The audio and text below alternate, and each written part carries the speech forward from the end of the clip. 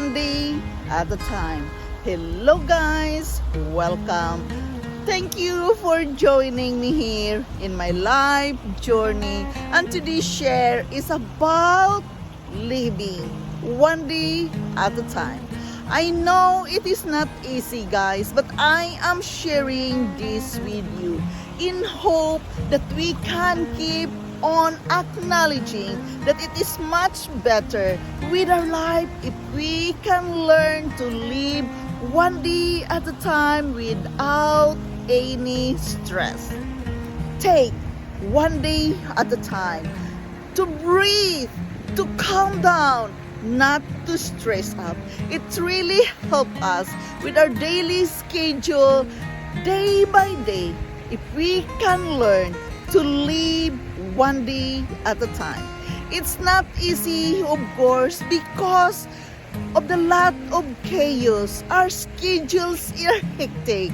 But guys, we must be mindful enough to learn living one day at a time. It helps us to gain more energy. It helps us to have more hope and inspired and encouraged daily when we can learn to live one day at a time, being grateful that today is the day that the Lord has made for all of us. Acknowledge that day, that this is a wonderful day. Therefore, it is very important that we can learn to live one day at a time. Take out the stress. Have a moment with yourself to relax and decide it early in the morning that today I just want to live today and I will just accomplish the things I need today. Tomorrow will come. Some other things can be accomplished in some other days. Therefore, we must learn to live one day at a time in order to live our best life. Nobody can do that for you guys except you and you alone. To acknowledge that today is a wonderful day. I have to enjoy this day. I have to be grateful all the day has to offer for me today. This is my share with you today. To live one day at a time, we must always hold our head up high and be proud of who we are and what we are, no matter what anyone else says to us or about us. We must learn to face each day with joy and gladness. We must learn to enjoy the moment that we're able to stay up in the morning. We are breathing. We are having this life full of joy. We must just decide for ourselves that today will be a wonderful day.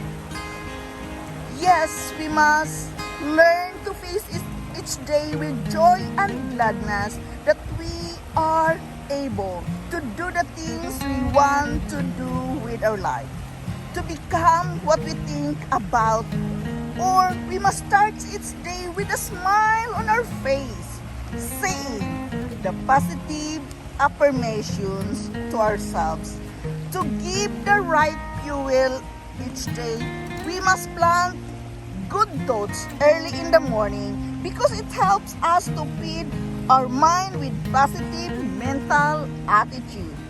We must read inspirational thought first thing in the morning. Read the Bible. Enjoy the moment with yourself reading the scripture. And the last thing we do in the evening before going to bed, still enjoy the moment of reading the scripture. A thought for the day refreshes our mind with uplifting thoughts. We must acknowledge that we need daily input of new ideas wisdom, and experiences from the people who is wiser than ourselves to help each day turn out well.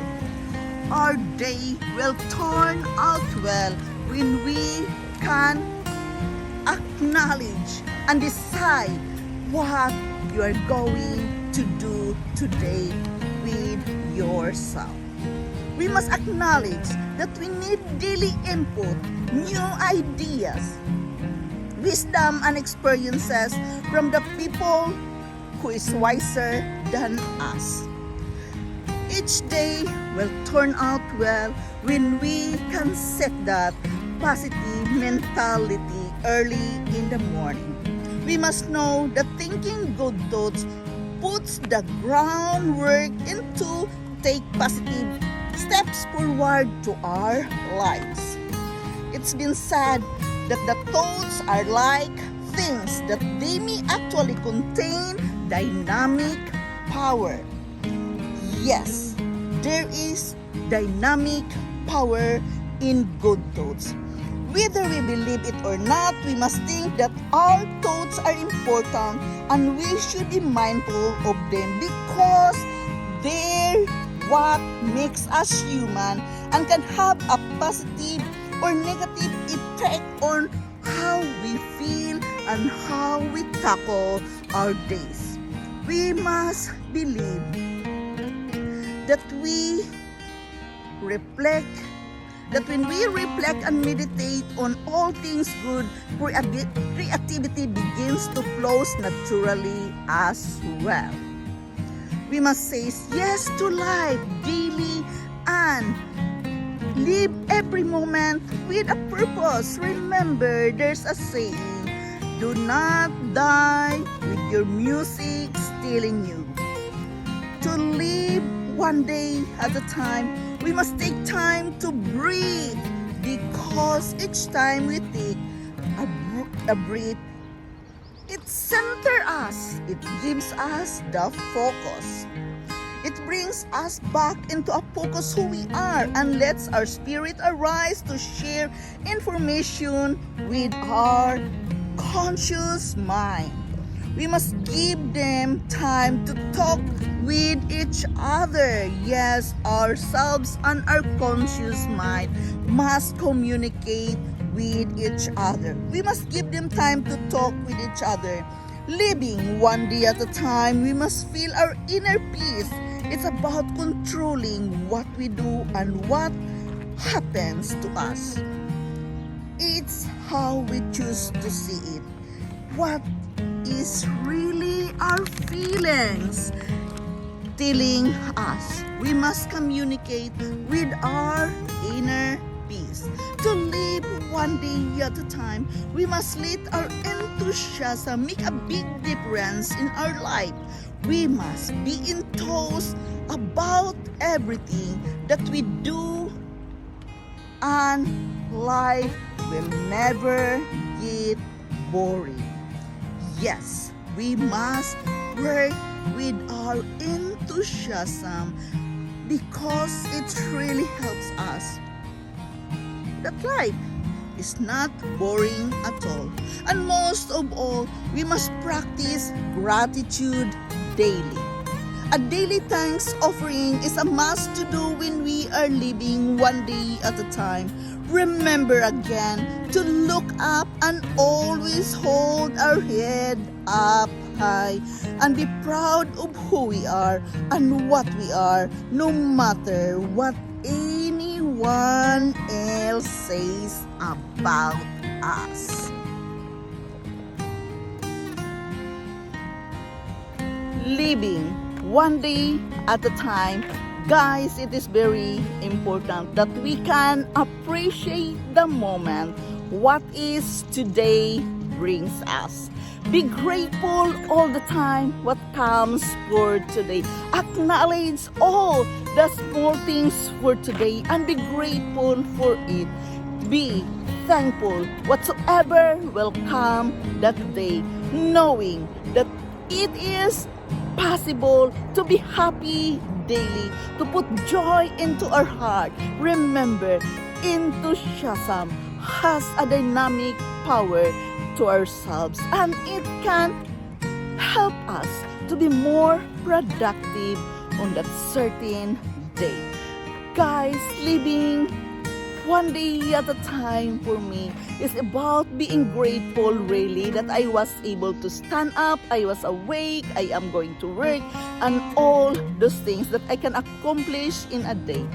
Be grateful for what are you doing today. Living one day at a time, guys, as what I told you before, it's like about acknowledging the power of now. Yes, the power of now.